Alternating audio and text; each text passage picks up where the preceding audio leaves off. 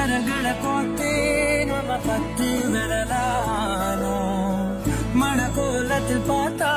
அந்த சின்ன பொண்ண காணோம் சில நாள்